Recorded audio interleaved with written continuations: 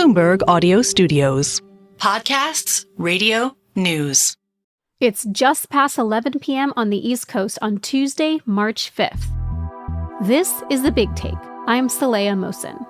15 states voted in the presidential primary contest on Super Tuesday. Traditionally, this is the decisive point in the election cycle. Trump's campaign has been working towards securing the nomination by mid-March. Tonight is a clear victory for him. For Biden, between Super Tuesday and his State of the Union address on Thursday, it's officially the beginning of campaign season. Is Trump's grip on the GOP solidified? Will Biden be able to rekindle Trump angst to compete with Trump nostalgia? We'll get into all of that and more with Mario Parker, Bloomberg's White House and politics editor overseeing our 2024 election coverage. So, Mario, we could sit here and talk about all of the ways that this Biden-Trump matchup is going to feel like a 2020 rerun, but I actually want to hear from you. What are some of the bigger ways that it's not just like 2020 all over again? Well, in some ways, and this is what's kind of guided our coverage, is that as much as the primary cycle has essentially been cruise control for months now, I think the American electorate has been signaling that it expects a rematch of the 2020 election. These are unprecedented times, right? When was the last time that we've had a rematch to this degree? When is the last time we've had a former president make a comeback bid? When is the last time we had a former president make a comeback bid with 91 felony counts? When is the last time that former president was up against an incumbent, 81 years old, who would presumably be 86 at the end of their second term, which brings into question whether or not the first African-American, Indian-American woman vice president would essentially take the reins. And so that's a very long-winded answer as to saying just as much as things stay the same, when we look at the marquee, there's a lot under the hood. Let's dig into a little bit on the Trump side. You mentioned the 91 felony counts. How are Trump's legal problems playing into his campaign?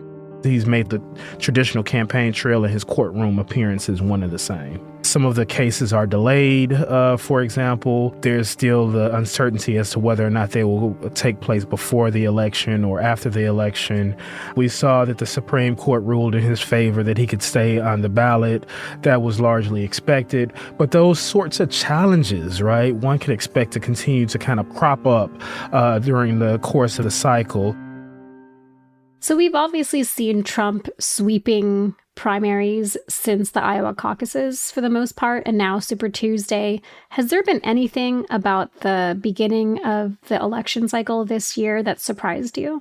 The momentum that he gained last summer on the back of some of the legal cases and the way that the party, the GOP, coalesced around him, I guess the follow-through has been quite surprising. And it looks like he's going to be the presumptive nominee. Now, the devil is in the details, right? Nikki Haley was able to get, at least in some of the earlier primaries, 20-30% of support.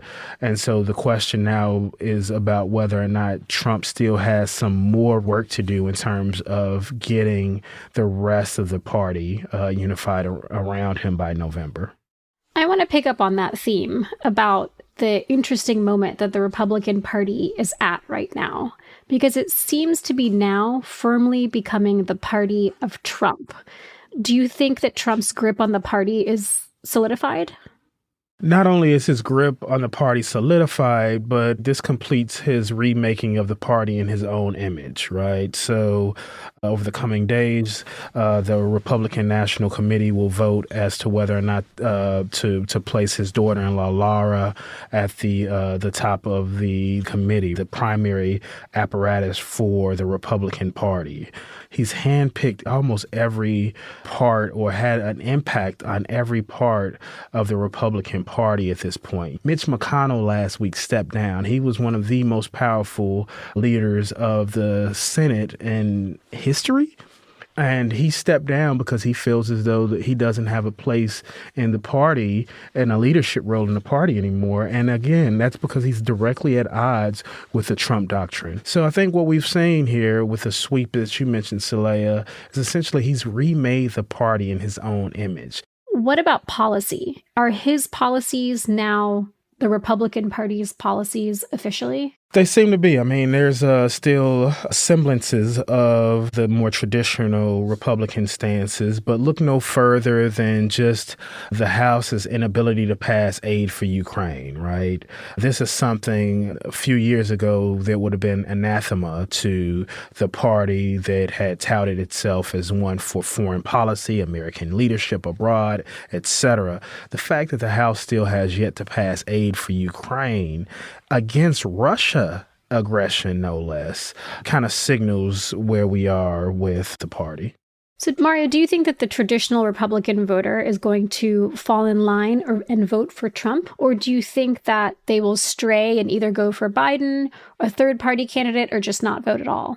That's a great question. When we look at some of the vote totals that Nikki Haley has been able to put on the board, right? Again, it's a small one. Looks at something that's 70-30 win. That's a blowout, right? But for someone like Trump, you need that 100% or as close to 100% of the party voting for you as you possibly can, just as a hedge against any losses that you may have among independent voters, right? So the polling, including a Bloomberg News Morning Consult poll, shows that even as Republicans largely characterize Donald Trump as dangerous, right, they still plan to vote for him.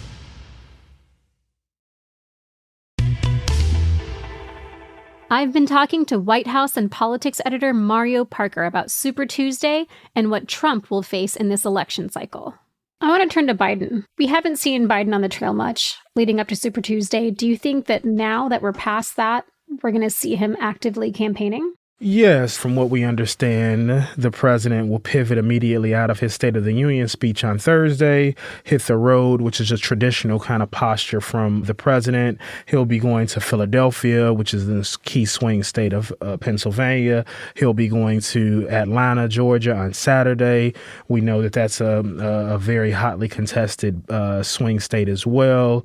And then also just landing on surrogates and dispatching them across the country. And what's the narrative that Biden is hoping to sell to American voters? We'll get a little bit more of his vision for a second-term agenda at the State of the Union on Thursday. Some of that will be how he plans to argue that he's going to further lower costs for voters and along the lines of prescription drugs, make housing more affordable, those kitchen table issues that he frequently speaks about. And then he'll also try to make the case that his policies have already improved the lives of Americans. One source of his frustration for the White House, for the president himself, is the fact that he feels as though he hasn't gotten credit for some of the policy accomplishments that have benefited Americans. That's the Inflation Reduction Act. That's the bipartisan infrastructure bill. And Americans have so far been showing not just that they're not giving him credit, but they're giving the credit to Trump. They're giving Trump more credit on the economy. They're giving Trump more credit on foreign policy. They're even giving Trump credit on things like some parts of like democracy, right? While Biden holds a lead in that regard, you would expect his lead to be much wider than what the polls are bearing out. Maybe that's a messaging issue that the White House has to solve. They're looking at the State of the Union, from what we understand, as a seminal moment to pivot and kind of rejigger that messaging going forward. But as of right now, it's just not really setting in with voters. What are some of the other challenges that Biden is facing in the campaign this year?